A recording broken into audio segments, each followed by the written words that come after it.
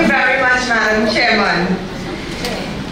Chairperson of this evening's proceedings. Madam Chairman, if you don't distract me, I have time. His Worship the Mayor of San Fernando, Alderman Junior Regrado, political leader and Prime Minister of the Republic of Trinidad and Tobago, Dr. the Honorable Keith Rowley, Party Chairman, Mr. Franklin Khan, my fellow candidates on Team Red and Rowley, and you beautiful people of San Fernando, good evening. When you attack democracy, when you attack the country's institutions, and when you attack my political leader, I will pull my team together, surround him, and deal with you. We must defend our party and our country with all of our might. We must defend it because it is the right thing to do. We have to act as the protectors of our party and the protectors of our country and the protectors of our democracy. We must not just be reactionary. We must also be proactive. I have offered myself to be the Public Relations Officer of the People's National Movement, and it is my privilege to be a member of the Team Red and Rowley. As your Public Relations Officer, I propose, amongst other things to do, the establishment of a vibrant and relevant Public Relations Committee and constituency subcommittees, media training for all PROs, consistent use of traditional and social media, an updated and relevant website, the re-establishment of the Magnum publication, reliable and timely information dissemination, the establishment of internal mechanisms for reliable and true feedback, the creation of an archives unit, both digital, audio, as well as print, weekly interviews with appropriate office holders, stalwarts, and activists, monthly panel discussions that we can broadcast online or do as podcasts, PNM public speaking competitions and platform speaking training for the young people, amongst other things. Those are just some of the things that I propose to do as your public relations officer.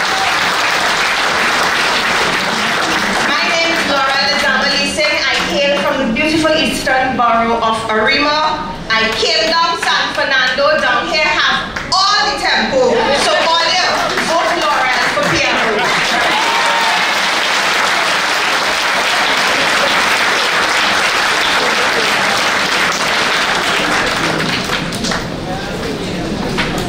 Thank you very much, Laura.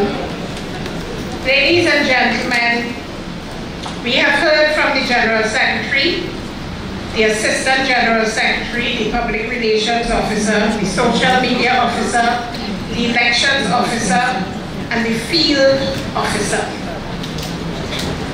I think it's important for us to hear from the Youth Officer. Ladies and gentlemen, Ndale Young has told us that he is young for youth.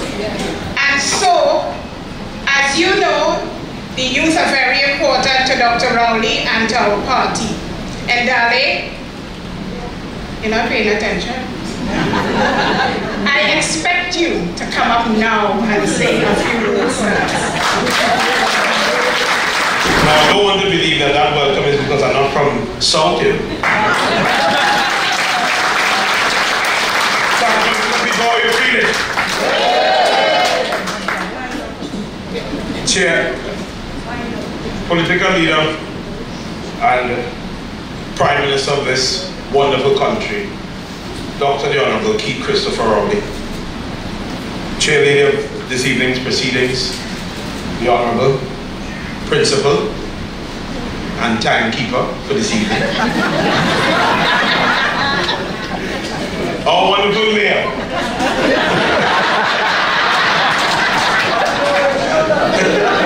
our wonderful Mayor, Junior Regrado, and the Chairman of this wonderful party, outgoing. Put your hands together. My fellow candidates, now, I heard the mayor say that you don't have bacon, shark and beaches. It is my opinion that one of the greatest resources in San Fernando is its people.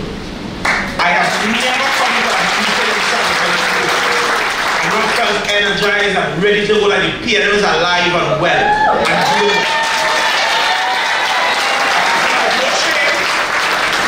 No shame and no fear of favor. Although I might have some links when I get back to Barataria, but that's okay. You know, I'm from Barataria. And when I listen to the portfolios, and I've been in this party 31 years, 47 years, joined this year, left that year, so I count now. So I can't go with that in that. And I've laid in many spaces the amount of time I've been here and I've been part of the General Council. But I want to tell you where we're going with this party and with this party's youth. I hail from Barataria and I went to Success Laventille Composite. I'm a proud success of Laventille. And the reason why I say that is I am a first generation student of that school. It is the PNM that gave Laventille a school called Success Laventille. At the day of the doors open, my sister went, after that my other sister went, and after that I went. And I can tell you that my mother is always serenaded with kudos for these 3 children that she made. So you don't have to go to NAPS or to go to here and go to there.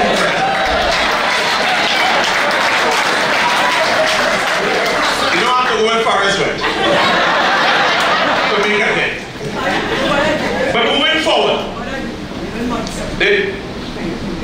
on the 12th of September, the UN declared World Youth Day to be a safe space for the youth. And I said that they were late.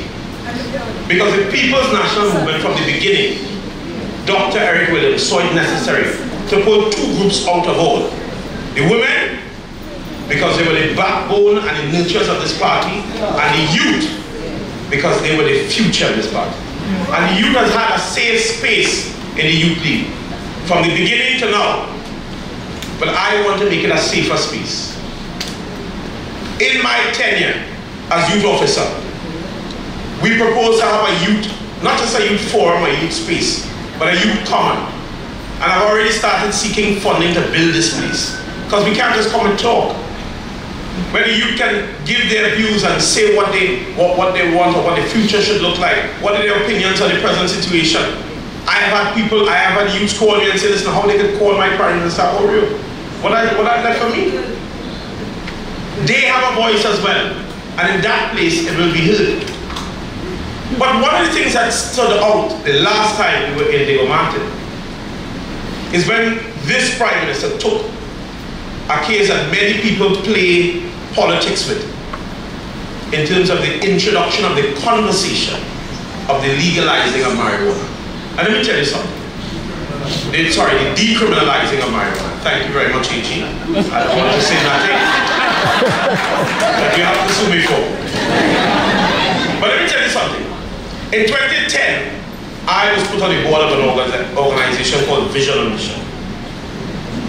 And for 6 years, I visited the nation's jails from Carrera to here to there, all over.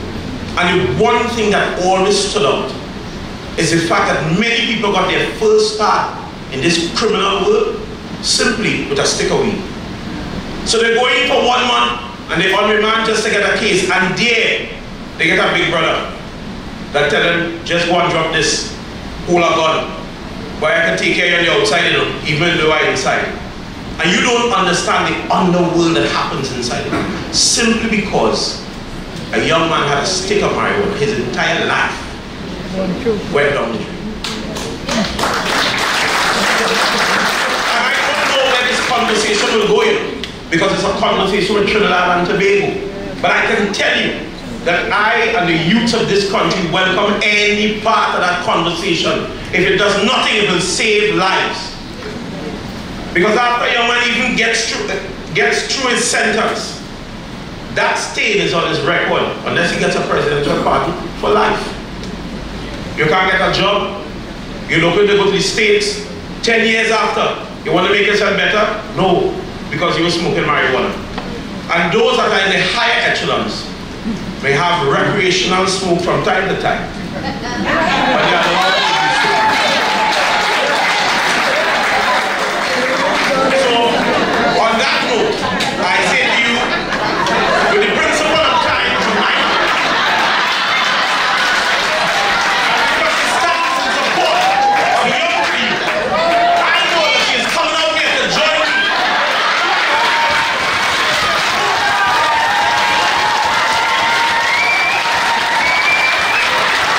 And I'm here to do so. It's to remind you of those who talk about plant-like substances.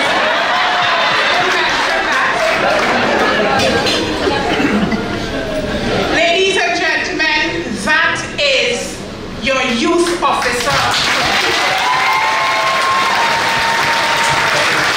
Ladies and gentlemen, there are two other positions that are contested. That is the vice chairman and the operations officer. Three other. The education officer is also contested. But tonight, our education officer, Mr. Overall Patmore, is not with us. But we do have the candidates for operations officer and vice chairman. I now invite the operations officer to come forward.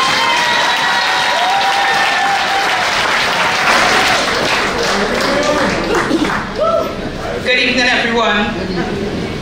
Political leader Dr. Keith Rowley, chairman of this evening's proceeding, Mayor of San Fernando, Alderman Junior Regrello, chairman of my party, Mr. Franklin Khan, members of my slate, San Fernando East, San Fernando West, Point of Pierre, and anybody who is here.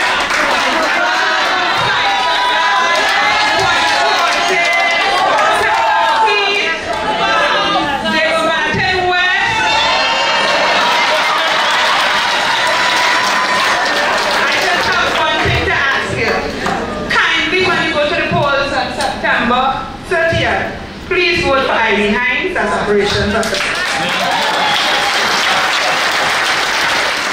I had intent to come here tonight to put in 2 words from my 2 brothers in Darren Foster, but I think they did a good job for themselves. But to tell somebody else, I'm glad you're coming after me. Yesterday I had the opportunity to go and do a photo shoot. So I had to he had to change. And he had a nice jacket and a shirt and a tie. You know women will be the most votes for this election. And for me, we'll have women coming out in their van. I'll give you an extra reason to vote for my vice chairman, Robert Behan. I had the opportunity. What you're thinking is just that I find that you take out the jacket and the shirt and the tie. So wait, I'm born in Jersey, vote for Robert Behan. Ladies and gentlemen, there's a real election. We have real people going up. I am Irene Hines. Irene, real. Real.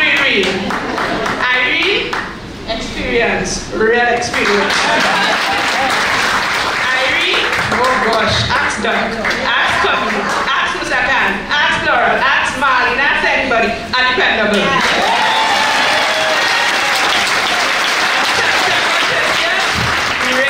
We ready? Team Rowley, Irene Hines, operations. God bless us all.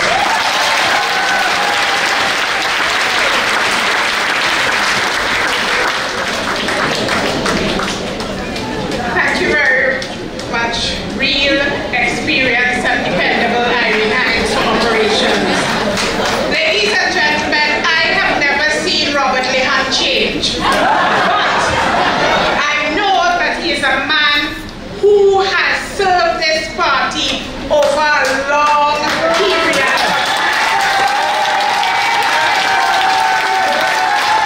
That he has never changed his allegiance.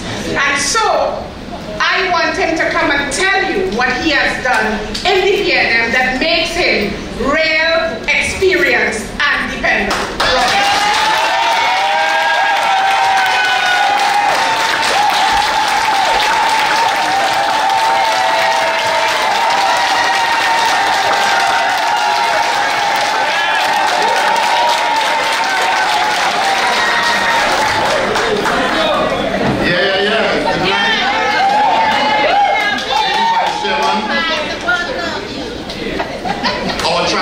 traditional leader, the Right Honorable Dr. Keith Rowley, the Mayor of the City of San Fernando,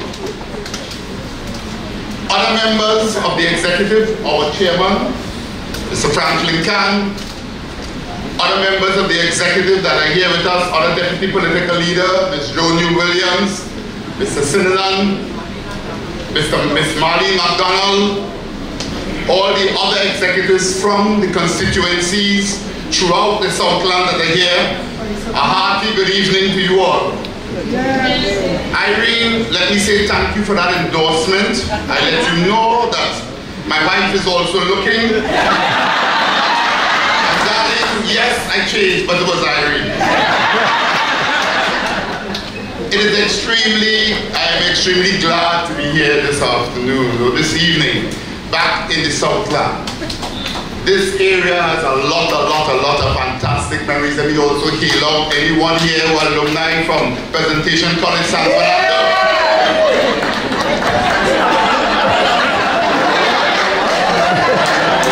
Alright, and Naps boys. You know, I have been in this party for about 30 years. I've worked since I came back from university. I was down in Faizabad constituency. That's where I joined, and that's where my political career started.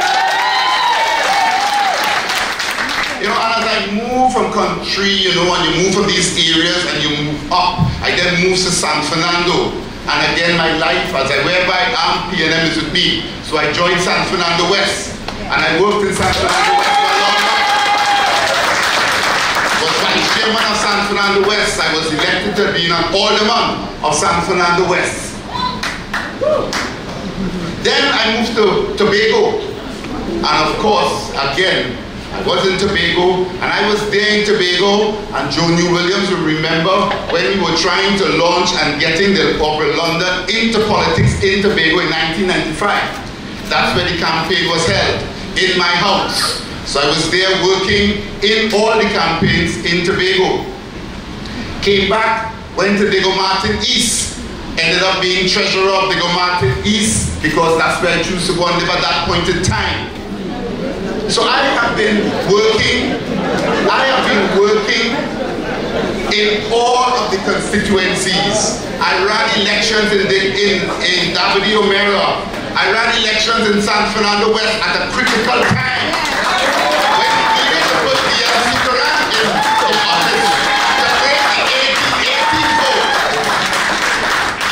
When there is something to be done, where I worked for all of my life at the bank, I am the person that they turn to.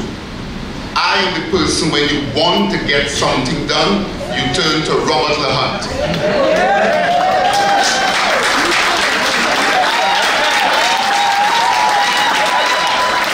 When the bank wanted to go regional, I was the person that took them to Cuba.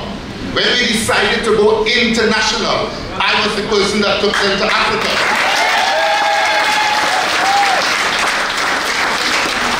And that level of business experience and my grounded experience within the PNM is what I bring to bear on the position of Vice Chairman.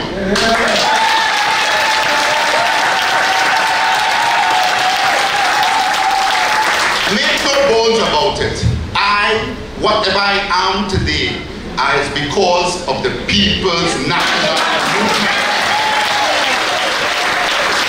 And I am here to give back and to work and to give this party that has given me everything that I am today. Everything is because of I should also recognize my mother and father who also brought me here. But between my mother and father, Mr. and Mrs. Ovid Lahunt, and the People's National Movement, that is the people that is the reason why I am here. So when it's come to being dependable, when it comes to being free,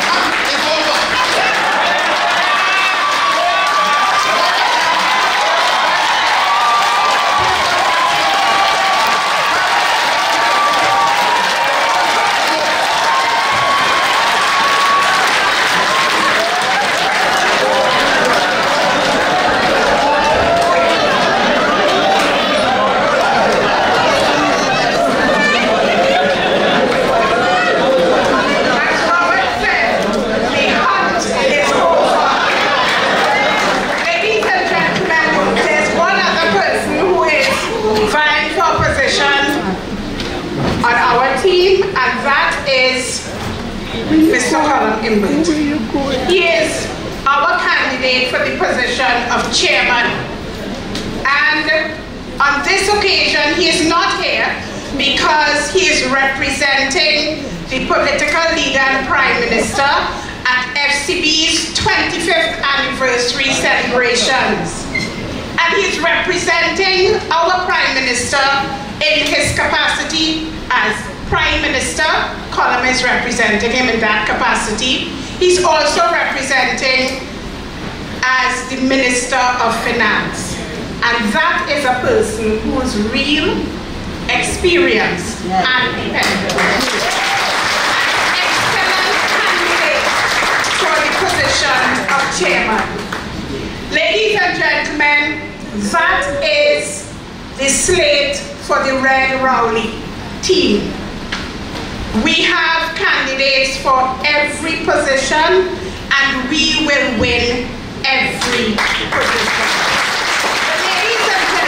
We could not be in San Fernando, and our political leader having said that other candidates may be able to speak on our platform. But we rarely said that for the first two meetings. But on this occasion, because we're in San Fernando, and Abigail here for years, we will allow Abigail to say very few words. So Abigail, please come forward.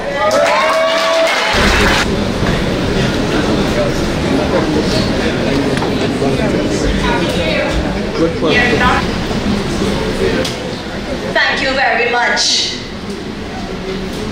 Madam Lady Vice Chairman, the Honorable Camille Robinson Regis. The first citizen in the city of San Fernando, His Worship the Mayor Alderman Junior Negrero,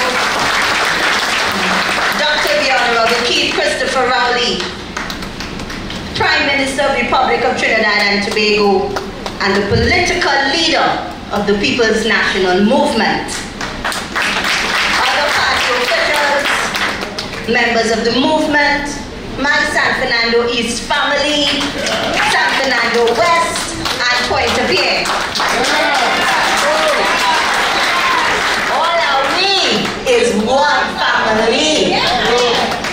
I would like to thank the political leader for the opportunity given to me this evening to address members at this forum. I consider it to be an absolute honor to have served this great party for so many years, doing the business of the people we serve. It is with the same pride and resolve that I, with a heart of expectation and humility, sought it fit to offer myself for another level of service with a portfolio on the national executive of the movement. I believe that it is timely to introduce an enhanced structured and strategic approach to managing the affairs of this party, and by extension, developing a more people-centered and process-driven approach to engaging the numerous issues of the membership. I believe that it is now absolutely relevant that I step forward. It is with this urge that as the Assistant General Secretary, I intend to focus on building a more strategic approach, influencing the direction of the party, establishing a change management plan so as to smoothly and effectively transition the party into greater internal alignment with the redefined vision of our political leader. Assist in developing at all levels practical succession planning and thereby securing the future and legacy of our party. We must engage our retired and aging members and their expertise to enhance the development of internal policies, as well as draft recommendations to be submitted to the legislative arm in government. To place greater emphasis on team building within the organization, while at the same time strengthening the core of our party units, which include the Women's League, the Youth League, the Tobago Council and party groups, and their presence at the table of democracy. And most importantly, brothers and sisters, I will use my positioning to ensure you, yes you, the members of this great party, are seen, heard, listened to, and satisfied in your quest to benefit from being a member of the People's National Movement. Let me support as I run for the Assistant General Secretary.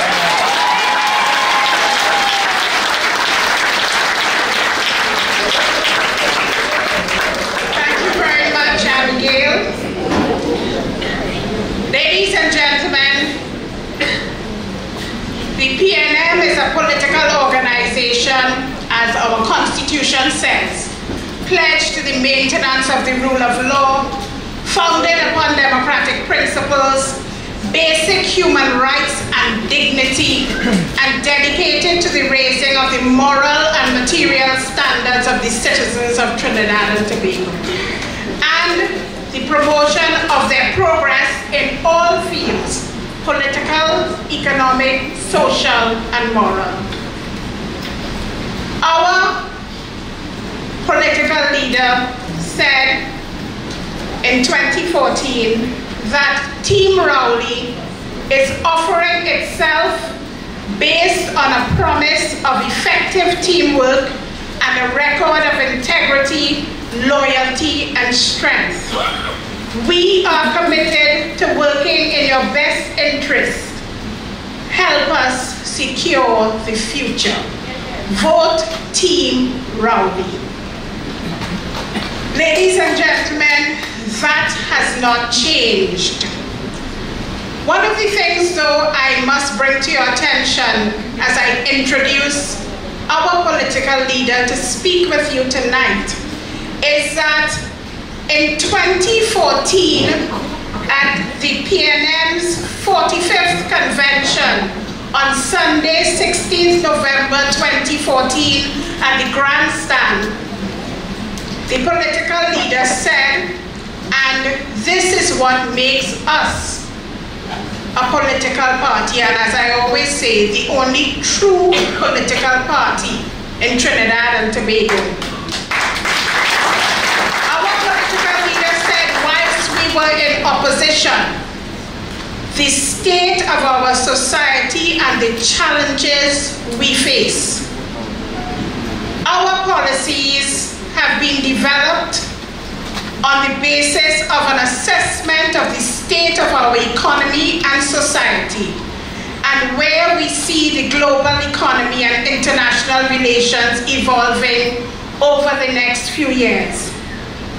Our watchword, tolerance, is practiced by the vast majority of our citizens most of the time.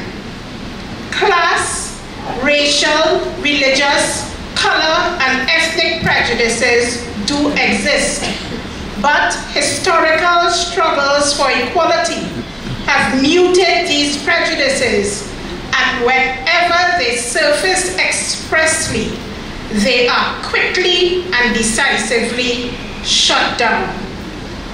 It is true that some of those values have eroded over the last few years, and that was under the administration of Kamla Persad-Bissessar. But I think that it would be correct to say that for the most part, these important strengths in our society continue to endure. Ladies and gentlemen, our political leader in 2014 in opposition, as is customary with the PNM, we prepare for government whilst we are in opposition. And we have not been in opposition often, but we are always prepared for government. And our political leader, amongst the challenges that we face, said that the energy sector is what was termed, because he listed 6 challenges, our second challenge. And I quote, "A key element of our energy strategy and policy must be how we position and direct the National Gas Company and Petrotrin, the state-owned oil company, both of which have been so badly misdirected under this administration. end of quote, talking about Kamala Persad-Bissessa's administration. He went on to say, and I quote again, "As I speak to you now, Petrotrin is an economic powder keg surrounded by a chain of careless smokers, chief of whom is an erstwhile no-clue Minister of Energy, Kevin." I continue to quote, "With $100 per barrel oil 2 years ago, Petrotrin was severely challenged by its debt profile and is now suffering financial market downgrade." I continue to quote, "Guess what shape the company is in today with a current 25% drop in oil price? This is the $6 billion debt grenade hidden in their books with an eye on the Heritage Fund in 2016. According to the minister, there is no problem. What we are actually experiencing is copious doses of government by deception." End of quote. This was said, ladies and gentlemen, by our political leader in opposition in 2014. And that is why we of the PNM are miles above any other political party in Trinidad and Tobago. We recognize the truth and we speak the truth. And tonight, as the Red Rowley team continues, I bring on to you tonight a man who is real, a man who is vastly experienced, and a man who is extremely dependable. Ladies and gentlemen, join me in welcoming to this podium our political leader, the leader of Team Red Rowley, Keith Christopher Rowley.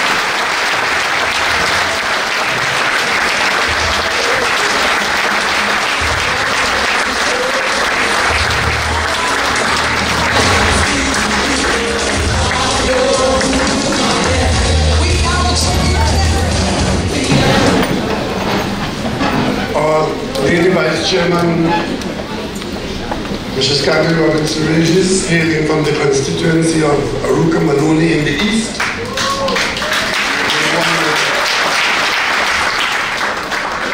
You know, they said wise men came from the east, and they wanted to enter the Martin west. But I guess they only spoke of the men. The first citizen of the city of San Fernando, Mr. Alderman Judah Reguero and his team from the San Fernando Corporation. Party Chairman, Mr. Franklin Khan.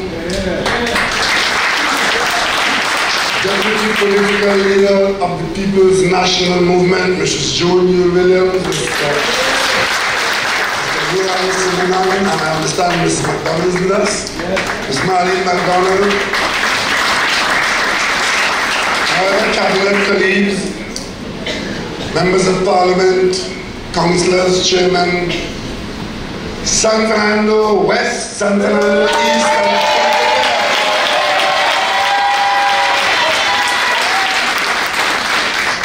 I heard somebody say, "Kaiso boy," because they expected me to sing "I'm going down San Fernando," because San Fernando always has tempo, and tonight is really tempo. I mean, these candidates came to the general election. Had it been a general election, I don't know if I would have got picked. But there was one of them who promised me 20 years more. I'm not taking that basket. You will never kill me with rope. It is true that it has been said by my friend and the OWT that I'm lazy, but I ain't taking that 20-year basket. This work is hard enough. But ladies and gentlemen, in San Fernando, this is the PNM. I'm very pleased to see so many of you out here this evening.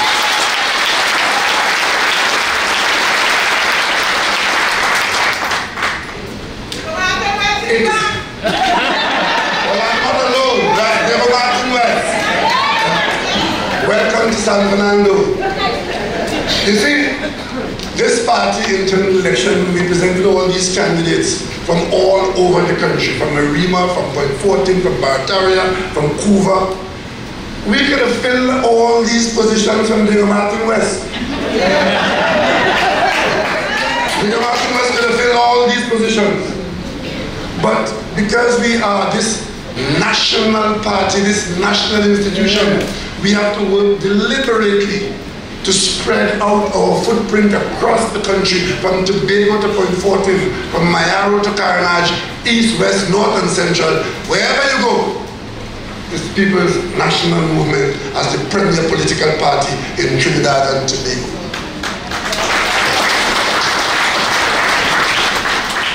I want to thank all party members who have offered themselves for office. And at this time of internal party election, it gives us a certain amount of excitement in the party to get involved in our campaign, get involved in our election, and at the next convention we present a new executive. I have been around for quite some time in this party.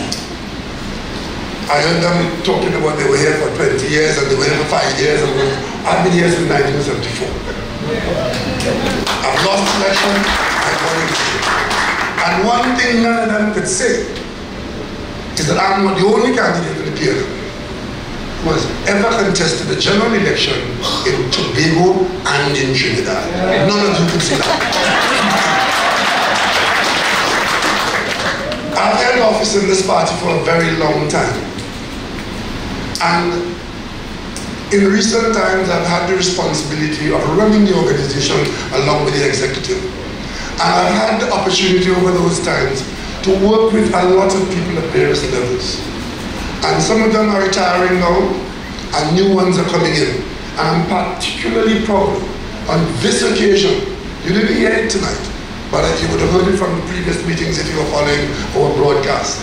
You would have heard how many of those persons who are now aspiring for national office in the party, who came out of the youth league of the PNM from years ago. A significant number of these candidates for national executive in the PNM, they're all experienced. They've all shown their worth already, but they came out of the youth league. And the person who is missing here tonight is Mr. Padmore. And one of the reasons why I've asked Mr. Padmore to come back in and serve again at age 86 young is to ensure that the party's history and the path that we have traveled is not lost on our young people, not those who are running for office today, but those who are in the line to follow those who are not running for office, to run that education office so that we will not forget our history. Very important to us. And he is an alert, walking library of the history, not only of the PNM, but of Trinidad and Tobago. And we are very fortunate.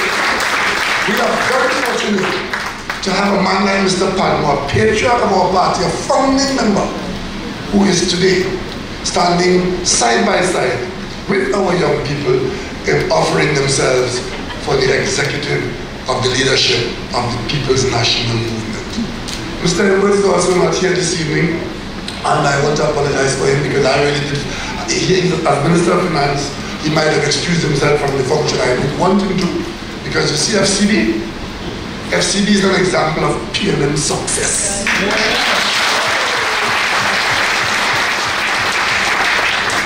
And Mr. Edwards and I, we might be the only two in the lineup around in the politics today who can claim to have been in the cabinet when Workers' Bank failed. You know that? Okay, before I get put off, if you three of us were there when Workers' Bank failed, NCB failed, and the general sentiment in the country is that we as a people couldn't run a bank. This cabinet, with Brendan Watley and Patrick Manning, we sat and decided how to get out of that situation. And we put the 3 banks, those 2 I just mentioned and the cooperative bank, we put them together. And if my memory serves me right, we used $340 million of central bank government taxpayers' receipts, and we created the FCB. And I distinctly recall, as it normally happens, when PNM does these revolutionary things, there's always a voice in the country saying, nay, nay, nay, nay, nay. And what they were saying to us then, a cabinet full of young people, only a handful had cabinet experience. They thought once again the PNM was being stupid, and they said we were throwing good money after bad. Today the FCB is a light shining in every corner of Trinidad and Tobago, one of the best banks in the America. And today they celebrate 25 years, and the Minister of Finance had to be there, but I had to be here with you, so he's representing me there.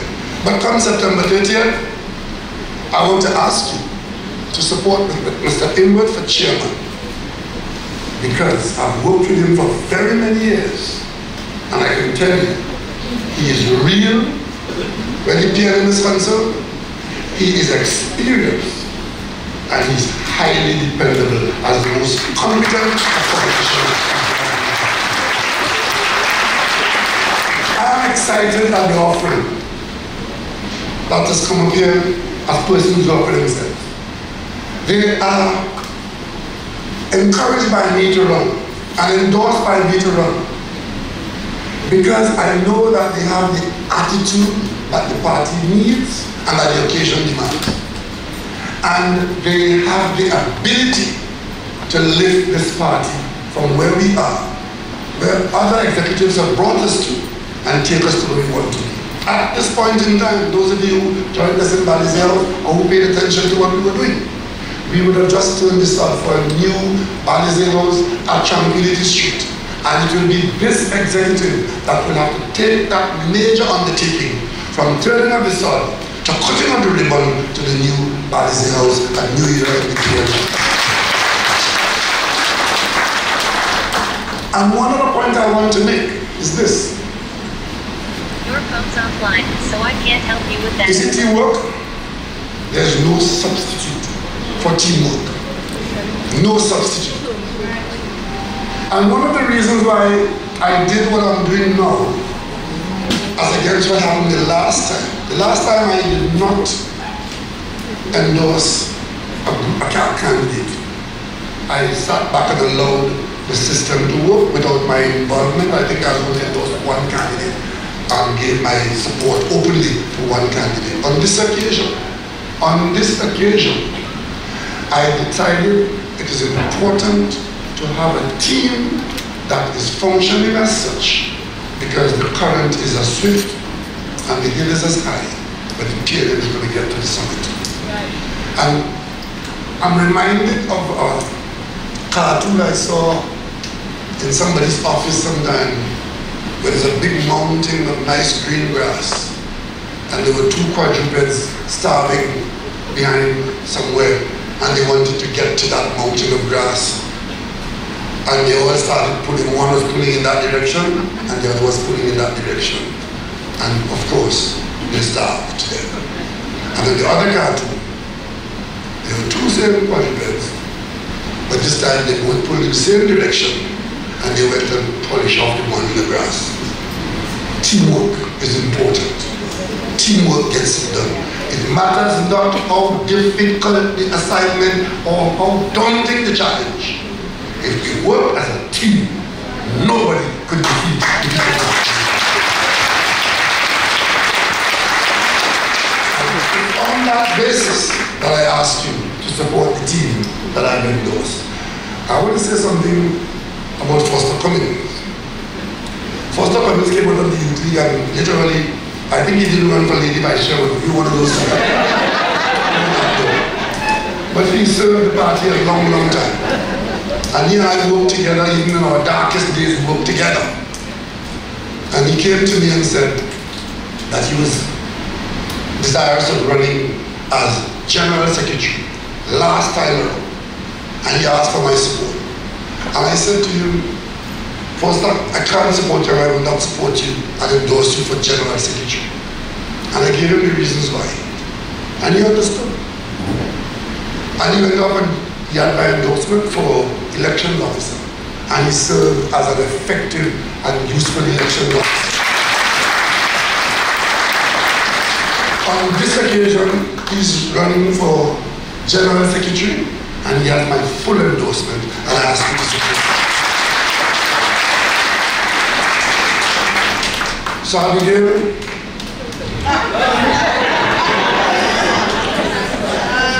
Assistant General Secretary. There's a song for you, right? And it's called My Dear Will Come. Right? But ladies and gentlemen, this PNM is so important to Trinidad and Tobago that sometimes I genuinely reflect on what this place would be or might have been if Dr. Williams had not created this political party among the people of Trinidad.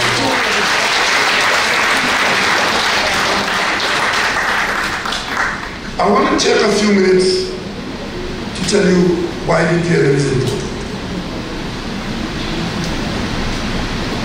I had forgotten what I had said in 2014 about Petrotrin until I was reminded a few minutes ago when Mr. Robinson showed me what was in that convention address. But what that proves is that Petrotrin was a problem way back then and was observed to be such by the PNM. And the party document, the convention document, records our concern. So it shouldn't surprise anybody that we are in government now, and at the end of our third year, we are dealing with the Petrotrin problem. That should put to rest all this stupid talk about the government conspiring and hustling irresponsibly to deal with Petrotrin because we want to sell Petrotrin to the Syrians or whoever is in the 1%. That is the kind of conversation some people drag us down to. Not what we put in our convention document. Talking about our problem and how we need to address it. And before you could take medicine, you have to admit that you're sick. No one can the person who's going to take medicine. You have to admit that you are not feeling well. And we didn't do it in the first day or the first week or the first year. We did it carefully and responsibly. And at the end of the third year, we took a decision that something that had to be done is being done. And the minute we said that, all hell break loose in Trinidad and Tobago. The government doesn't have the authority to do that. There was a public debate in Woodford Square. Even Carolyn wants a debate. I want to tell Carolyn, you see me, I'm afraid jumping. They all want, of course, they have a right to have a say. But in this country, there's something called representation. This government represents the people, and we only got into government because the various constituencies gave us the majority to represent them, not to talk foolishness and lie to you. There was a government in office before us, you know. They left in 2015. They spent 5 years. Which day of those 5 years did they ever mention to you that there's some problem in Petrotrin and they're trying to deal with it? Which day? But of course, as soon as we said that, as is to be expected, the union isn't going to agree to any such thing. They wouldn't cooperate. They wouldn't even want to see it. And after we said what's going to be done, after our work and analysis, the union asked to see me. And I agreed immediately. They asked to see me. They came and I gave them the floor to tell me what they came to see me about. And they came to see me about the matter, Petrotrin, and they identified it as an industrial relation issue. And they have an MOU that is signed and registered, so it's a legal issue. And I took the position right then and there at the opening of the meeting. I said, since this is appearing to be an industrial relations issue, I as Prime Minister should not get involved in it. And since there's a document that is registered and signed somewhere, my lawyer is not here because Kyoto is not my lawyer. Lawyer is Captain Robinson, so I'm not getting involved in it because I don't want to be quoted and I don't want to be a witness in court. Oh, no, I didn't say that. I said, but that is what I just heard. And if that is the case, as Prime Minister, I'm not going to get into any discussion on Petrotrain under those conditions. It was said that wasn't said. I said, look at which case we will. And we had a fairly long meeting. At the end of the meeting, nothing was clear to me. So the question was put. What I noticed that you have said all kinds of things, but you said nothing to do with the numbers, the money, the debt. What is your position on that? The numbers wrong. I said, well, what is the source of your numbers? The source of my numbers is the audit, the Ministry of Finance numbers, the company numbers, and I dare say the numbers that are in the IMF. But the numbers wrong. I said, but what is the source of your numbers? Turned out, they don't have to have a source. Just say the numbers wrong, say the Prime Minister lie, and say the government wicked, and the government conspiring, and say they have abandoned the country. That's how it goes. That's how it goes. And then we ended on that note. As Mrs. Robinson Regis put it, we agreed to disagree. Let me just take you through one of the facts of life. You have serious people in this country. You have the former Prime Minister who is still the opposition leader. You have the head of the largest and most powerful union in the country telling the country that the government is lying to you. That is what they're telling the country. You heard what I said to the PNM convention in 2014 about Petrotrain. Half of the pontificators don't know I said that. The other half don't know we have a convention, period. They pay no attention. But the minute something happens, they get on the phone or the radio and they pontificate.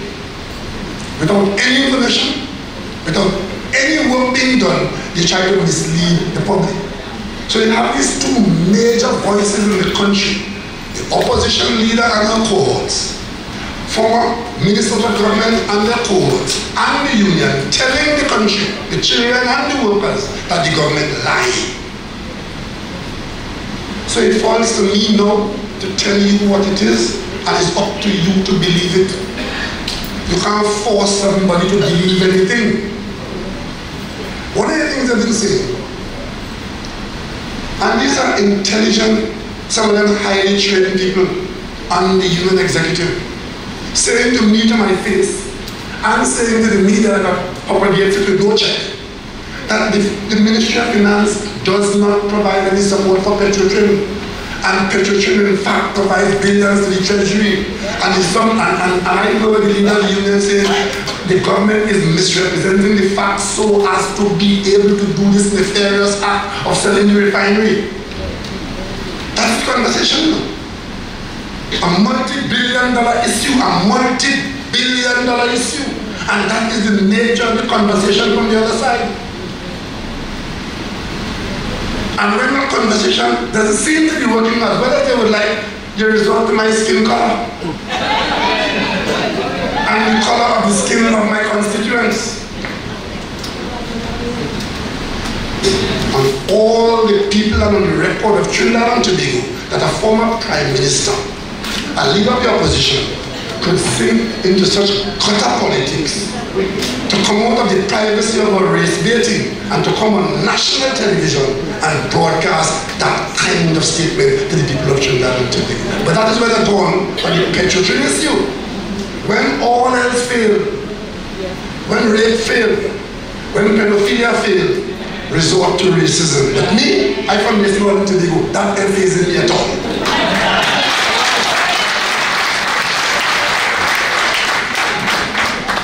So the government, the Ministry of Finance does not provide Petrotrain medicine. I have in my possession here a document which came to the cabinet. What is today's date? Right.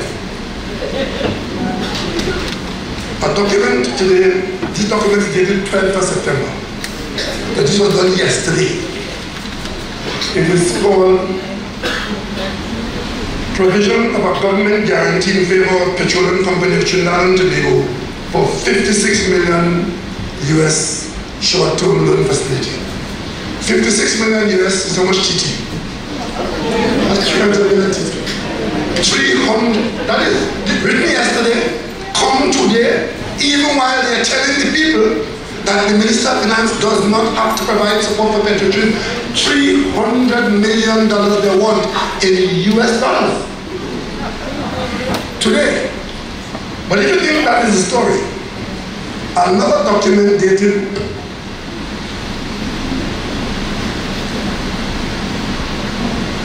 September 10th, request for government guarantee on 56 million letter of credit from First Citizen Banking Favors.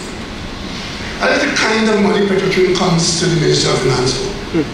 I don't know how many of you in this room ever stand guarantee for anybody, or who would not. But I think you all know what happens when you stand guarantee for somebody. And you all will know why they want you to stand guarantee for them. Because on their own, they can't get the money. So you have to go and stand the guarantee.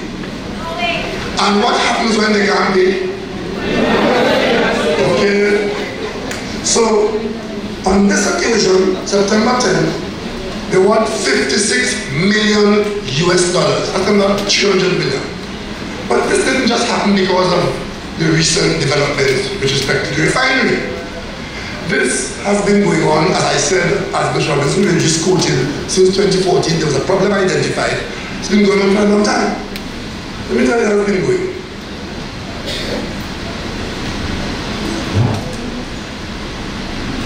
The Minister of Finance provided guarantee $230 million US dollars for Petrogen. Let me repeat that. $230 million US dollars. Multiply that by 6 and you get it in TT. And that's 7. So that's $1.5 billion. $1.5 billion. And this is over and above whatever the company earns. This is in addition to what they earn. They need that 1.5 billion to keep operating. And you know what about it? 27th of October 2017, they came for 25 million US. 20th of September 2017, they came for 55 million US. 8th of August 2018, they came for 50 million US. 10th of July 2018, they came for 50 million US. 23rd of March 2018, they came for 50 million US. And that accounts for the 230 million US dollars which the Minister of Finance has provided. Now I'll tell you, the Minister of Finance can only provide this because this cabinet note has to come to the cabinet, has to be approved by the cabinet. And when it's approved by the cabinet, for confirmation before it can be acted upon, I as Prime Minister have to sign the confirmed minutes. If I don't sign the confirmed minutes, they can't get one God in heaven sent. But I have to listen to Kamala and Roger and all them tell the country that I'm a liar. I'm telling the country's children that the Prime Minister of Trinidad and Tobago is lying because he has about ulterior motive. You understand? This morning I have to sign for 50 million US dollars. 56 million US dollars, but I'm supposed to be lying. But that is how the refinery is staying in business.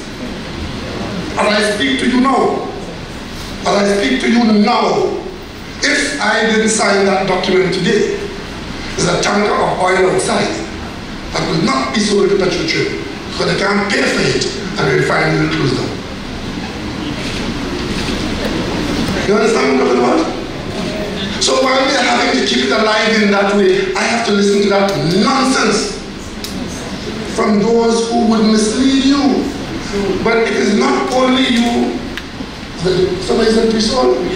Yeah. We are in September now. The tanker of oil that is out there we paid for today. It will supply the refinery for 7 days. But the oil that they will refine them, whatever they produce from it, when they sell it, they don't spend that money already because they pre-sold it. They pre-sold what they will produce. I tell you this so you can understand the situation. Minister of Finance has to provide the money to pay for the oil to produce something which has already been sold, meaning it ain't have no money to come to the company to service the company, so the Minister of Finance will have to service the company debt. So where stands security? And I should tell you, the loan that was taken on 27th October 2017 was for a year. It is due on the 27th of October. That is when? In a month's time. Right? And the one that, the 55 million that was taken on the 28th of September 2017 is due on the 28th of this month. You understand? It is due this month. So there are two loans which the company took, which were backed by the Minister of Finance. One due this month, another one due next month, but the company is not in a position to contribute anything to that. So whoever stood the guarantee, and of course, and these are small potatoes, eh? The real cojones is $850 million US, which they use at an earlier time, which is due in a few months' time in a single payment, which neither the company nor the Minister of Finance could pay. Neither the company, at least the Minister of Finance might be able to pay these two if he chooses to do it. But the 850, even if we want to pay it, can't pay it. So we have to refinance it. But to refinance it, when you owe a bank, let's talk serious business. If you borrow money to buy a fridge and you have difficulty paying for it, you still owe them for it and you can't pay, and you go from money to buy a stove, what happened to you? So to refinance the existing debt, you have to convince the lender that you are still a good risk. But to do that, for this country to convince the lenders that we are still a good risk, one, we have to prevent our country from being further downgraded, and two, we have to show that we are doing something about the problem and not just kicking the can down the road. Because if we fail to treat with that debt, there are serious consequences. I asked the Ministry of Finance to tell me something today, out of examination of our circumstance. Let's assume for one moment that we are downgraded again, as we were not too long ago. And the downgrade that happened to us a while ago, Petrotrim was a major contributor to that. If we are downgraded again, what are the immediate consequences that we are exposed to? Not yet. What we are exposed to is other people who lend us money, and the loans are known and identified to us. If you see the government loan book, they are there line by line. We know exactly who we owe and how much we have to get the receipt. There are some loans to the tune of $1.8 billion that could become due on short notice. What is the position of Trinidad and Tobago if we listen to the other voices and get this country into a situation where we get downgraded, notwithstanding our best effort, and those people who are holding those loans do what they did to us a few months ago? There was a loan taken by the UNC on the way out of office in 1995. They borrowed $100 million US dollars, or $200 million US dollars they borrowed in 1995 to finance the election spending. And that was to pay road, left, right, and center, right? $200 million US dollars they borrowed. It was borrowed so quietly you never even know. All of them who are asking for transparency now and openness, and I was in a position I never even knew that. Until as Prime Minister leading this government, when we were downgraded the last time, the holder of those bonds said to us, one of the conditions of this loan is that if the country got downgraded, the loan is called within 14 days. So you have 14 days to pay me $200 million US.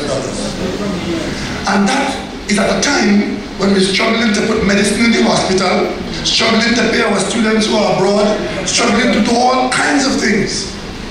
And an opposition who, they want this, they want that, pay this, pay that. $200 million US now. They have 14 days. Those are the terms of the loan.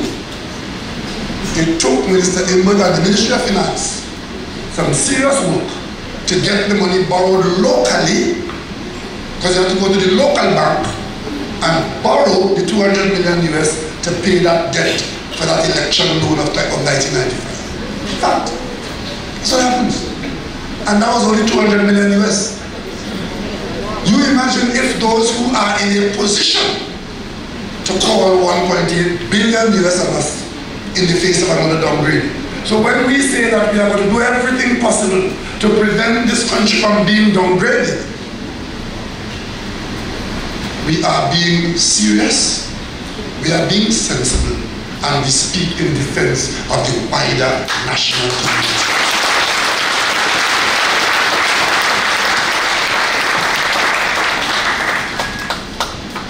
You see, if we find ourselves being downgraded, we have a company that can't help itself.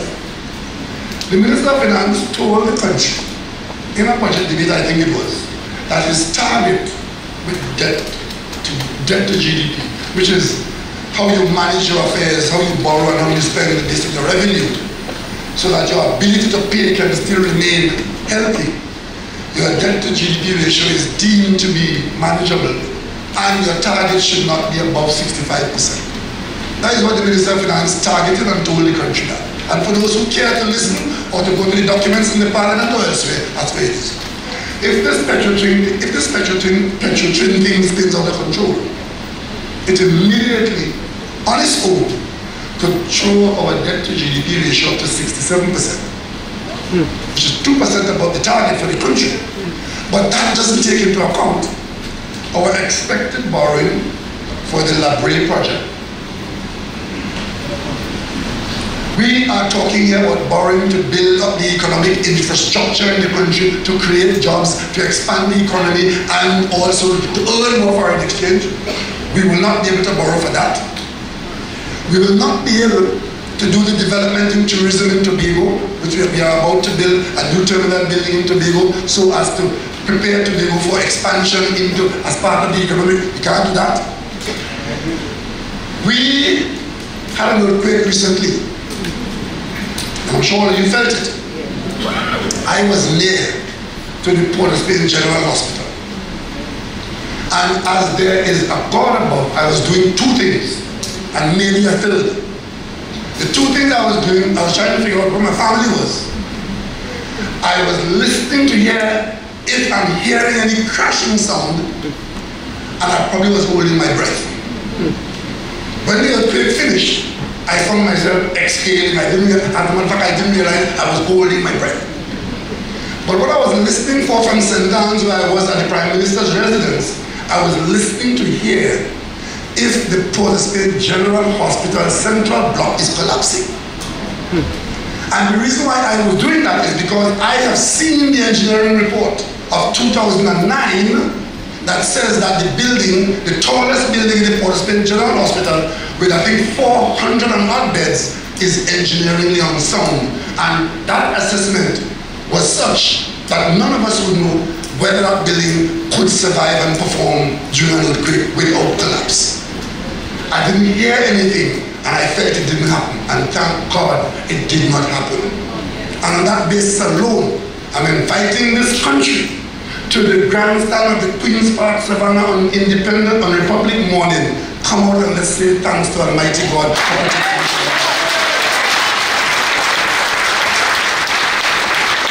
On that day, we will go to the Savannah, and we'll have songs of praise and thanksgiving, because this country has a lot to be thankful for.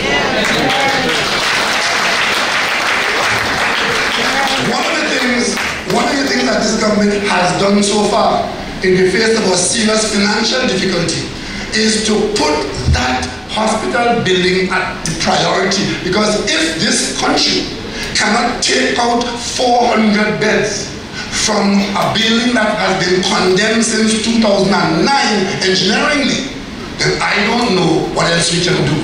So if we have to cut and contrive, reduce our consumption in other areas, Port of Spain General Hospital is going to have a new top.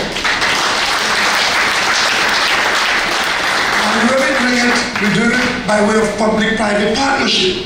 The government does not have the money. So we advertised, and we are currently evaluating, I think it is, the deadline is sometime about now.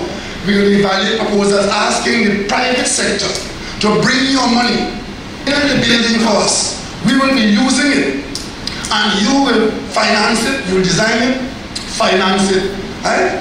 You will own it, but you will lease it back to the government. It's called build, own, lease, transfer.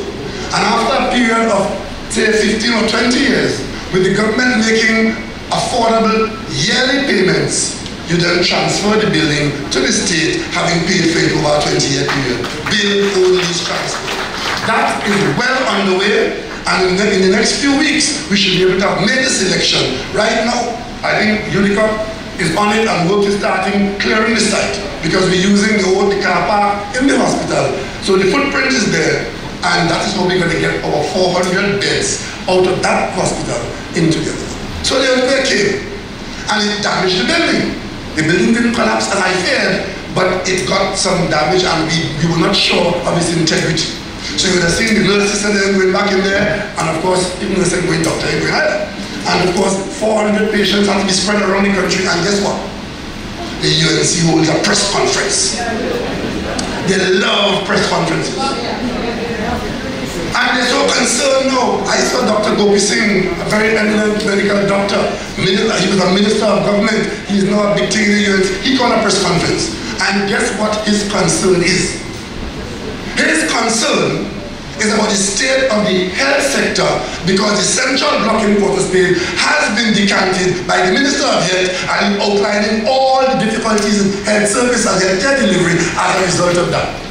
Apparently, Dr. Gopi Singh had no problem when 2010 to 2015, his government had the 5 largest budgets in the history of this country, and the one thing they did absolutely nothing about is the Port of Spain General Hospital Central Block, where 400 beds were at risk and to collapse on the patients and all who are around. So, let me tell you what I'm interested in. Our established Kabla Mazad Bisesa is coming to find a vote of no confidence in me and my government. Let me tell you what they had confidence in. They had confidence in spending $869 million in back roads in the constituency. 5 contractors, $869 million to pave roads in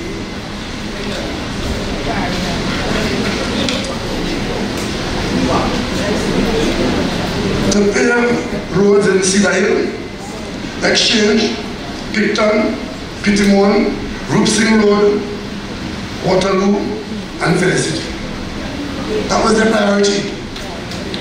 $869 million in 1 year.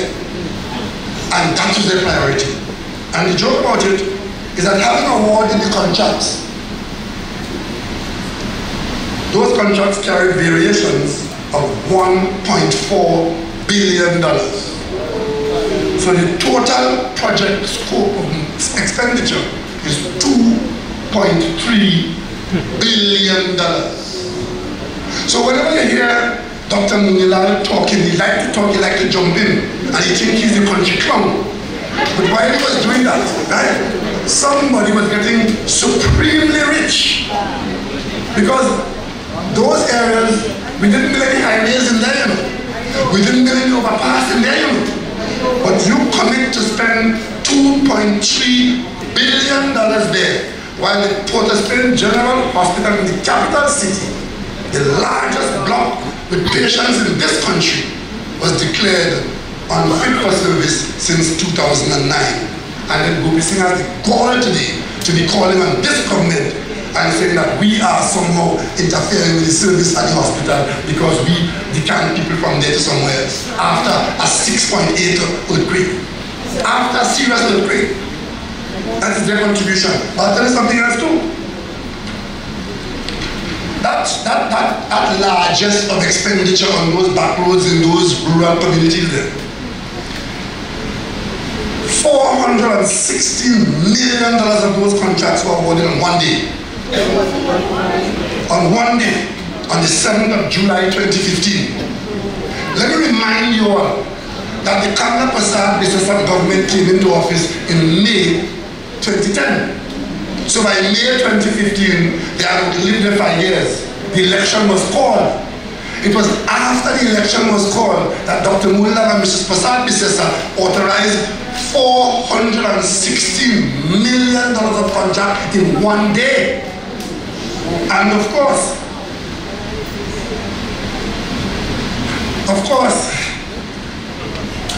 they paid out,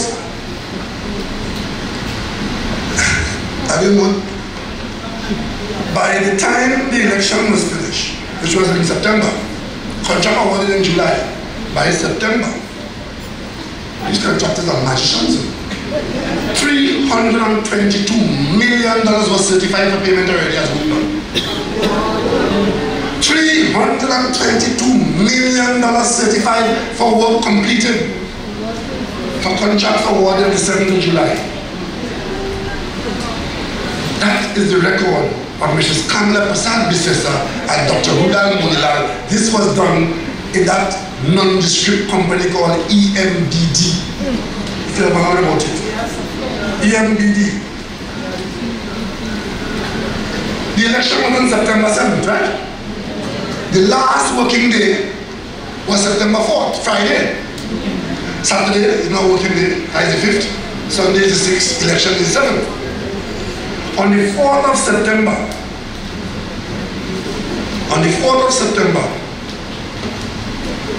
they paid out $381 million in that contract arrangement. The last day of the Kamla Prasad Bisesar government, that is when your money was leaked out of the treasury. And while that was going on in this way, she had no interest in what could have happened in Port of Spain General Hospital, where we had 400 beds of patients and hundreds of staff members who could have met their end in that building, which the government knew was engineeringly unsound and required urgent attention. Well, I want to say to the people of Trinidad and Tobago, you elected this PNM government in the darkest of hours, the most difficult of times, but we made that hospital building a priority and not enriching ourselves and our friends.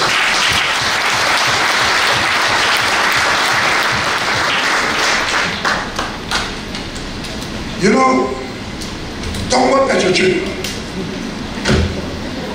When they didn't make my skin color and my constituents' color the issue, I noticed the media is being agitated and running a story now, led by Ramdeen in the parliament, who shouldn't be there. He shouldn't be there, but he is in the parliament pontificating and pointing fingers at this government at the behest of Mrs. Prasad Bisesar. And outside, the union talking about the Solomon report didn't say shut down the refinery. The last time they were talking about the Solomon report, you know what they were saying? Before the government made it known that they were going to close the refinery, you know what they said? The talk was that the company wastes how much millions on Solomon company doing work in you remember that story? The company wasting money on consultants, and the main consultant, one of them you know about was Solomon, an international consultant that worked in Abu Dhabi, Beijing, Calgary, Houston, Jakarta, Kuwait, London, Moscow, because we said we wanted the best people to give us the best advice. They were taking issue with that, but now all of a sudden, in the face of you being told about the dire situation and the threat that petroleum posed to the country, all of a sudden they say that it's Solomon report. And the Solomon report didn't say close down the refinery. And the yesterday in Parliament, my colleagues want to go home. That is going away from Ramdeen. We go through the Solomon report and making an accusation that since the Solomon report didn't say to close down the refinery, the government doing something on the hand, and the government must be held accountable, and I have to listen to Ramdeen.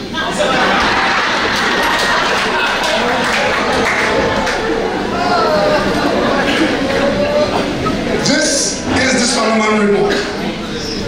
Petrotrim hired this international company to do a job for Petrotrim as part of our treatment of the Petrotrim situation. Remember I told you, we did not come into office in 2015, run down Point up here and decide to mash up the house, break up the house, build a China shop. It was in our third year. This report is dated February 5th, 2018. February 5th, 2018. We didn't take this decision until months later, September.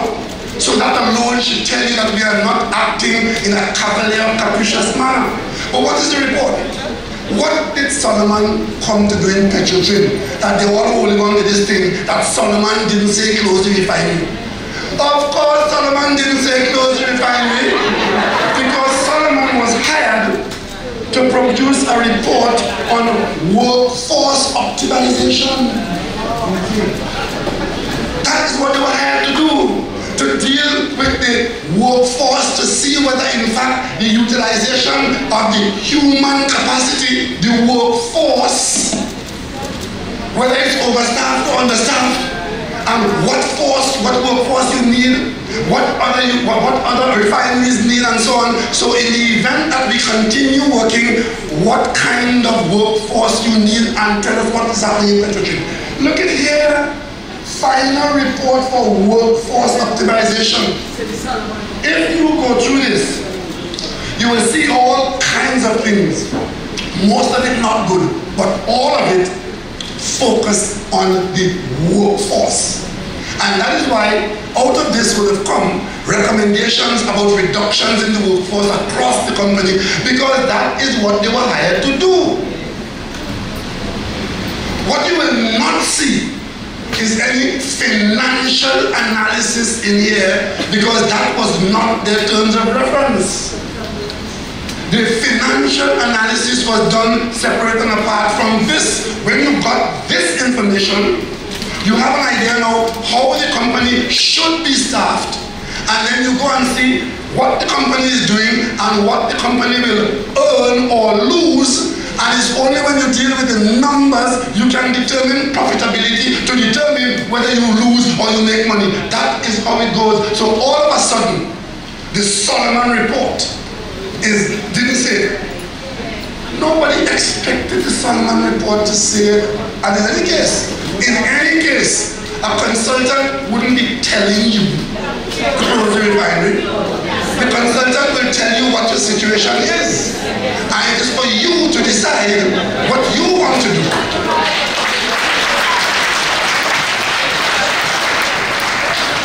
This country has too many schools for us to sit down and let Mrs. Pasad Bissessa and other persons take the whole country for fools. And of course, the well-heeled ones, the pontificators, right, who ain't read nothing, ain't connected to nothing, ain't know nothing, and they say, I don't know, but talk for the next half an hour. Don't know is not a basis on which to opinionate in that way. And of course, there are those, the government mustn't make any decision unless they come to Woodford Square and let them make it for the government. I know we are now being accused of secret government. And secret, a matter that I raised in a PNM convention 4 or 5 years ago. And of course, in the conduct of business, if you go, the same Solomon report that is now the Bible. If you go to Romans 2, page 2,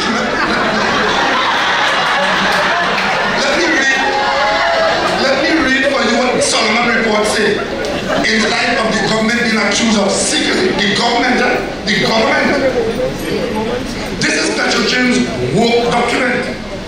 on page 2.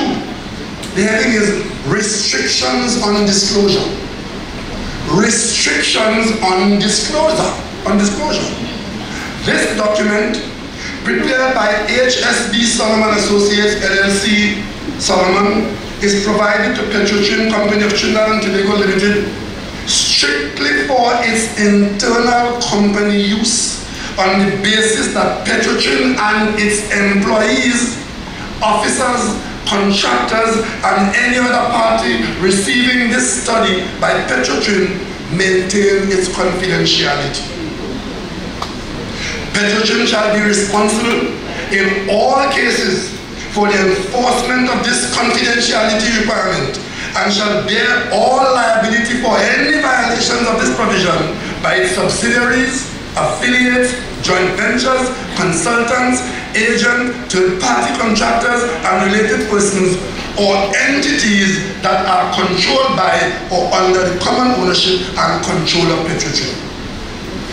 Those are the terms under which Solomon did this, and this is standard practice when these consultancies are done. But yet, those who were not, who were reading nothing, or want to talk, accusing the government of acting in secrecy. It was not secret to Petrotrin. It is their work document. When they then did the other work with other companies, other consultants, then the company gets the benefit of all the inputs, and then the board would now come to a position to advance to the government. And then the government will determine, the government that you elected to protect you from disaster, the government will determine what should happen because we are properly informed and we took time to get to where we are today. That is how this Petrotrin matter is being dealt with too. But if you listen to them, the minute this disturbance in Petrotrin started, the union started insulting and nicking Manima, and Mrs. Kanda Prasad, this is a see a broomstick to ride back into government.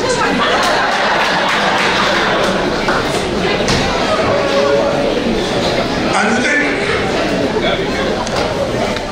you think that is all?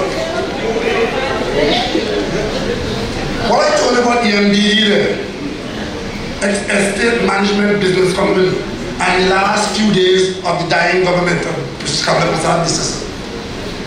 Let me tell you, she was on the platform the other night when she was finished dealing with my skin and my friend's skin. She was talking about this PNM government is destructive and we destroy everything in the country. I was saying, Mrs. I would take that any day. As long as this country does not truthfully accuse me and my government of taking out everything in this country.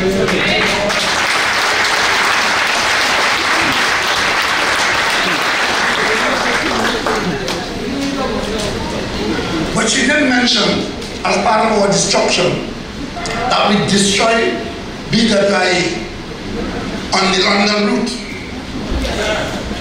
And my eyes opened wide because I thought my ears weren't hearing well.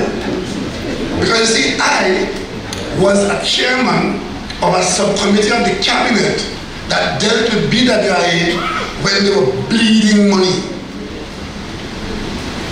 I didn't come here yesterday.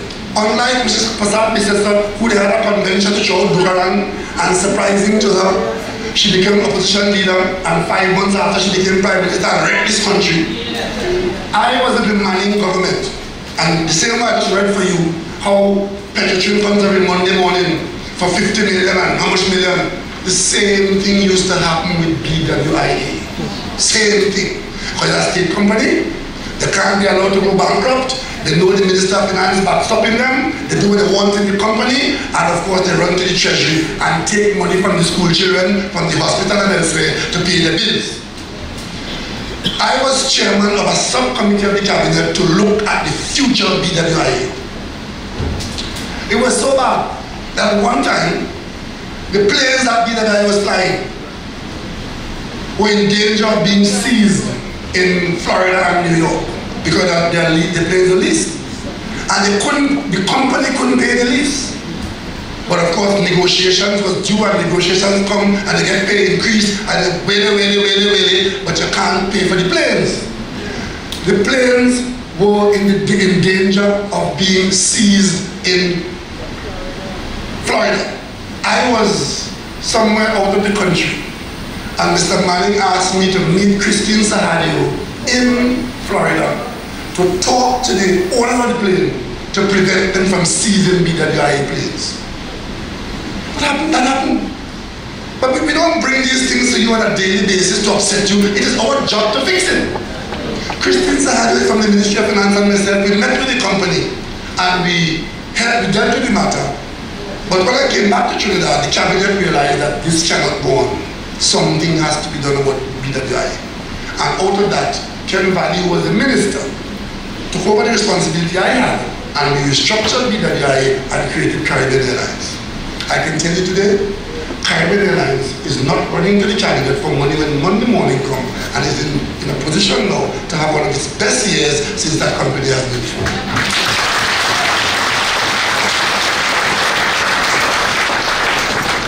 But Mrs. Scrambler Prasad Business identified our handling of BB and the London route as an example of PNM destroying the country. One of the things that came out of that whole scene I just mentioned there was a study that was done of the whole route operation all over the world of Caribbean Airlines, of BWI. And what it was found, contrary to what we were being told, and let me repeat that, we in the cabinet were being told that the London route was the most profitable and attractive route in BWI. But when the actual study was done, it turned out that it was the opposite. The biggest money-losing route in BWI was the London route. It might have been the most attractive to the employees. Go to London, spend 3 days, come back in 4 days, and so on. But what the cabinet was being told, as you look at the overall company, was that the London route, the same way they're telling us now that the refinery is just gold mine, we were being told in the cabinet by the management of BWI that the London route was the gold, was the money spinner. But when the work was done, it turned out that the London route was bleeding money. So the Manning government took a decision with BWI to stop flying to London, because the competition to London, we had no chance against British Airways and Virgin and whoever else was going there. So we stopped flying to London. When Mrs. Kamala Prasad became Prime Minister by accident, they came into office with the same mindset that everything the PNM did was wrong, and they came with a foolishness and a stupid talk and no information and malice aforethought. They decided to restart the London route. Something that we dealt with in 2007. Right? When they came in, they went and they got 2 old planes, 2 Boeing 767s. And those 2 planes, between 2012 and 2013, they were at least, I mean, the planes come with their pilots and their staff and so on. They lost $12 million in 1 year. Now,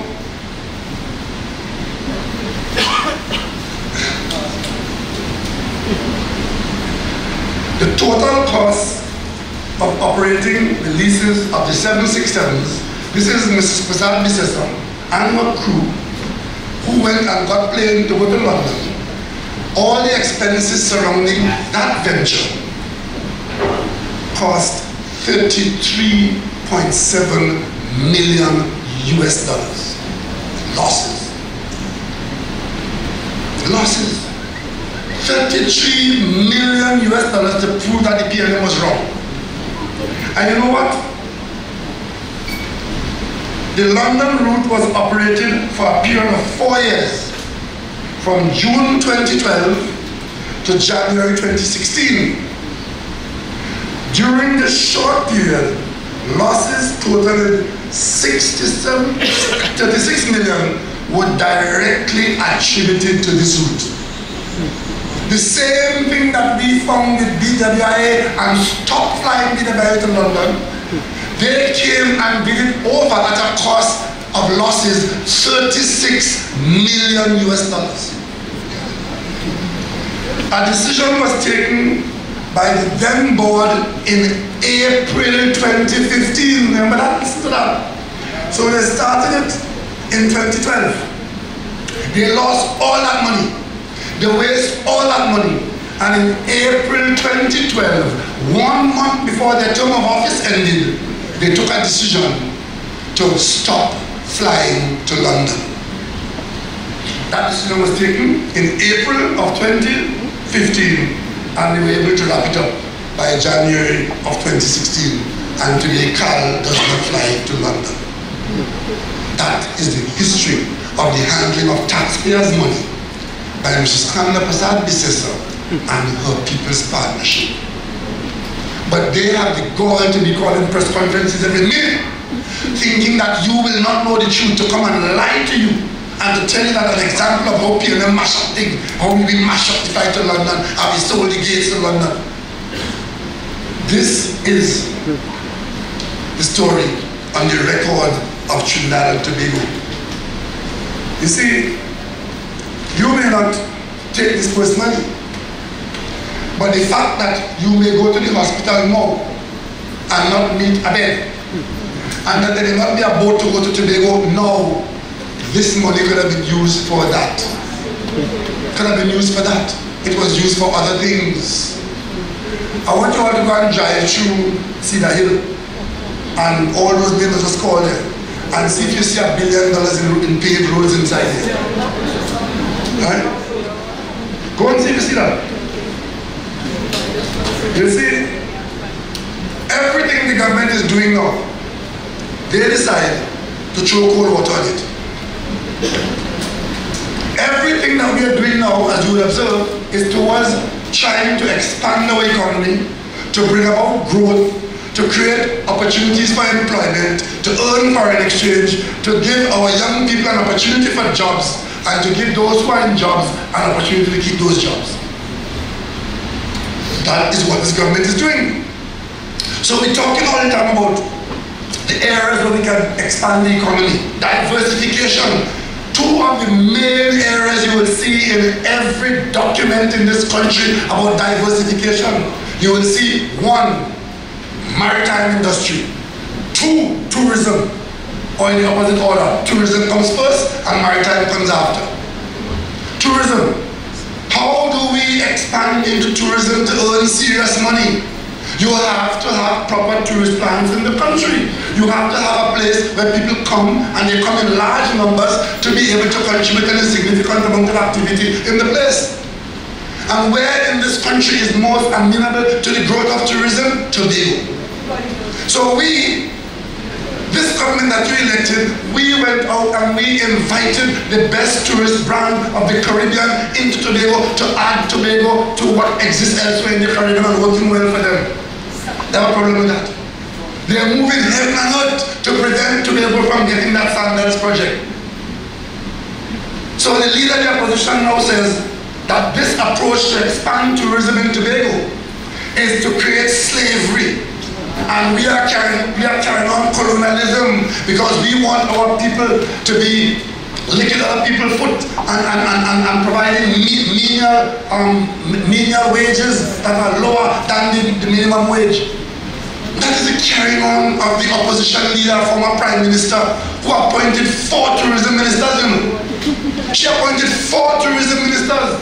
Did absolutely nothing to contribute to the growth of tourism in this country. They can't point to a single project. But now that we are in the process of doing the gestation work to be able to create in Tobago a facility, a world-class facility, where Tobago will stand with Barbados, Antigua, St. Lucia, Grenada, Bahamas, Jamaica, she's saying no. Sandals is the largest employer of labor in virtually every Caribbean territory except Bahamas where they exist. 13,000 employees. And according to Mrs. Kamla Prasad Bissesa, those are menial tasks where people are being colonized and dehumanized. The Sandals program, we chose it because of its class and its quality. There are 3 universities associated with the training of staff in Sandals. Ryerson University in Canada, the Florida International University, and even within the Sandals chain itself, they have a program of training which they call Sandals Corporate University, where all the employees have the opportunity to graduate if they wish, all the way up to master's and PhD degrees if they wish. That is the program. And any of you who've been to a Sandals project anywhere in the Caribbean, one of the things you notice is the happiness of the staff. Any of you who've been there will see that. But they want to obstruct everything we try to do in this country. I tell them one thing. As long as the PNM would have thought these things out and embark upon it, we will do so with resolve and we'll get it done.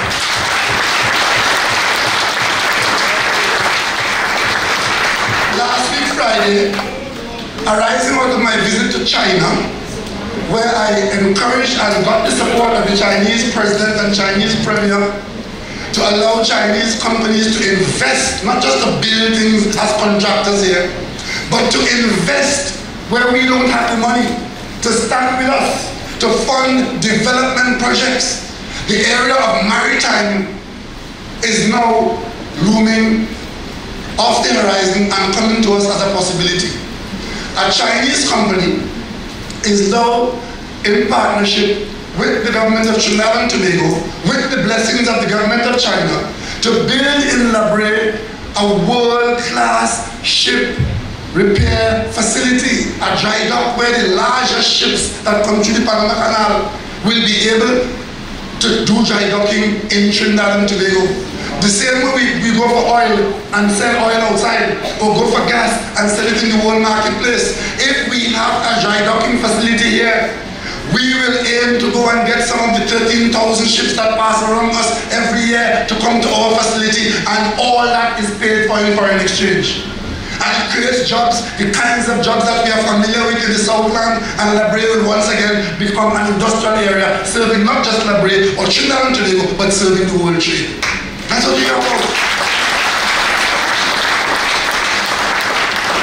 And we didn't just expose ourselves to that too, and say, well, we're going to build it, and then after we build it, it's not going to be used. And we insisted that if the Chinese come in with us, you're not only coming as a contractor, you must come as an equity partner, share some of the risk. And the Chinese are taking 30% in that business. 30% in that business. And there are those who are telling you, oh, you know, Sri Lanka built something and they couldn't pay for it, and that they give out the Chinese. That's no news. If you go in the bank and borrow for a car and can't pay for it, if you go in the bank and buy a maxi taxi and you can't pay for it, what happens to the maxi? But there are many people who buy maxis and keep them until they rust. So it is how you conduct your business. They can't show me a single area in the world where the Chinese have taken everything on the equivalent project and the project failed. Because if they have skin in the game, they have a duty to bring the ships to their own facility because they are part owner of it. And most of the ships around these parts of the world are Chinese ships. China is the largest trader in goods in the world. They are the second largest economy, but in terms of goods and material traded across borders in the world, China is the largest. And if at this time we build a dry docking facility here, we are going where we can compete. We are building something that we can use in the system because our geography puts us near to the trade routes. We are close to the Panama Canal. We are on the eastern seaboard of America. And then of course, if you go into Europe, Africa, Trinidad and Tobago is in the perfect place. That's what we have. And that's what this government is using, our God-given resources, of which location is but one of them. But of course, Muniland want that stopped. Muniland, you know. Muniland. And the UNC. And you know why? They want this information, they want that, they want this, they want to know the procurement process. And let me tell you something. It was the simplest procurement process. It was the Prime Minister of Trinidad and Tobago talking to the President and Premier of China.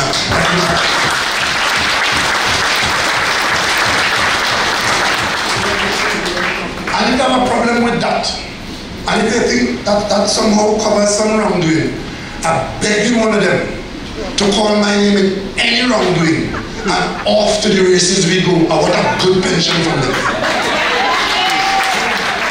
You see, the way they conducted government business, everything they did, what is in it for me was their code of conduct. Everything was a deal and somebody had to get something. I could tell you, we have been in government for 3 years now and nobody could truthfully point a finger at a minister of government in my government.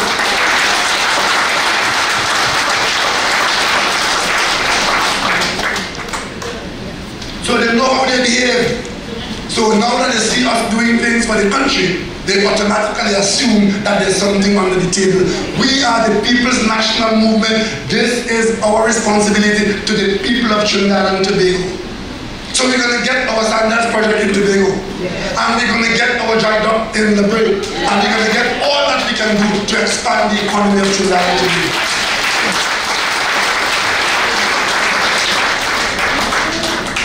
Ladies and gentlemen, this is not an easy time. But the one good thing that you have going for you as the people of Trinidad and Tobago is that you have an honest, hard-working government. And you have a party. You have a party that believes in the future of all the people of Trinidad and Tobago. And we didn't come here last week or last year. And we didn't come to look after ourselves after some upheaval in any convention anywhere. This is our 63rd year. And I, as your leader today, I want to thank you very sincerely for the confidence that you've shown in re-electing me as the leader of the People's National Movement.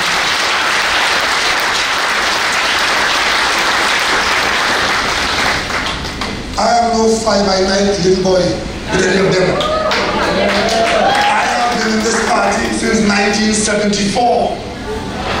And I have held public office in this country, in civil enterprises, at the university, in government, in opposition. And I dare say, when I walk out of this office, the one thing I want to do is to hold my head high in the service.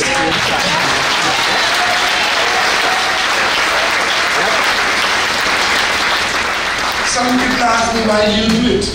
Why do you put up with all this abuse? The answer is simple. This country has been very good to me and to my generation. And if there's anything I could do, and I never hear that I mumble sometimes, but I know my limitations, I can't sing. And it says, if I could help somebody along the way, as I pass this way, then my living shall not be in vain.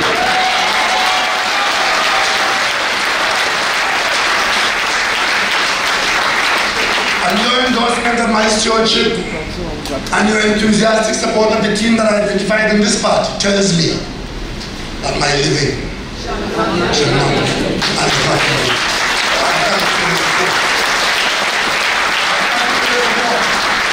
And on the 30th of September, all party members come out and give us your support to continue to work for you and the people of Trinidad and Tobago. And on the 9th of September this year, all of us who have offered ourselves to office and you would have supported us, we will say once again, raise the PNM, raise the PNM, raise the PNM, and we shall continue.